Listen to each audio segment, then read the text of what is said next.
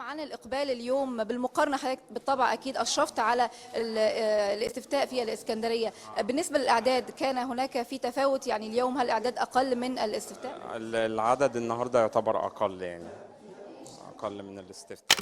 زي ما حضرتك عارف ان السويس محافظة ليها طابع خاص، لسه الإقبال يعتبر ضعيف لسه في البداية. حسن، بس أنا شايف قدامي ناس كتير، يعني لا يعني مش زي ما بتقول إنه لا، في الصورة اللي قدامنا على الهواء مباشرة في ناس كتير وفي كثافة قدام اللجان.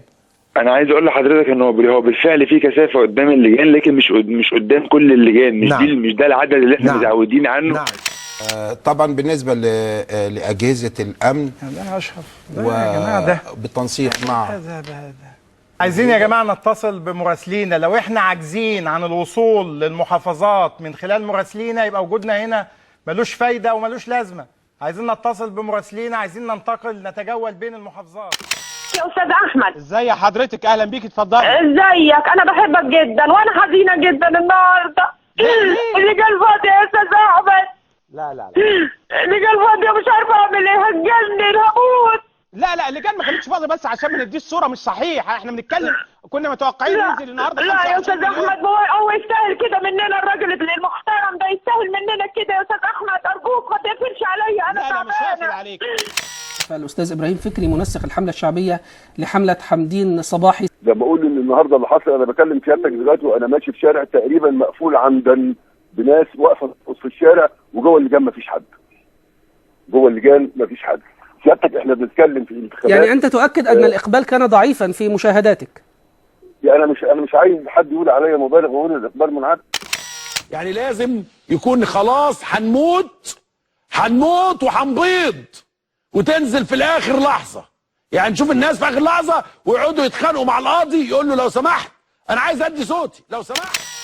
قال لك الدنيا حر، ما رايح شويه لحد ما البطيخه تسقع، وعم نحط البطيخه في الثلاجه تسقع، كلنا ايه حته بطيخ، وننزل بقى على ما سقعت. كانت الكهرباء قطعت ورجعت وقطعت ورجعت، ما سقعتش البطيخه. قال لك والله ما انا نازل. كان ينزلوا. لا، هي دي الحقيقه، ولو حد قال غير كده يبقى ما بيفهمش. والساده الاعلاميين اللي شغالين على باقي القنوات، نعبر عن فرحتنا بالعرس الديمقراطي. عرس ديمقراطي ايه توكسوا؟ عرس ديمقراطي ايه والناس فين؟ والاحرار دول اللي يستحقوا التحيه، لانه تحت ضغط القتل وآلة القمع بيخرجوا وبيتظاهروا بيقولوا لا لانتخابات الدم، بينما صناديق الاقتراع التي صنعت لكي ياتي الجنرال السيسي خاويه على عروشها، اللجان فاضيه.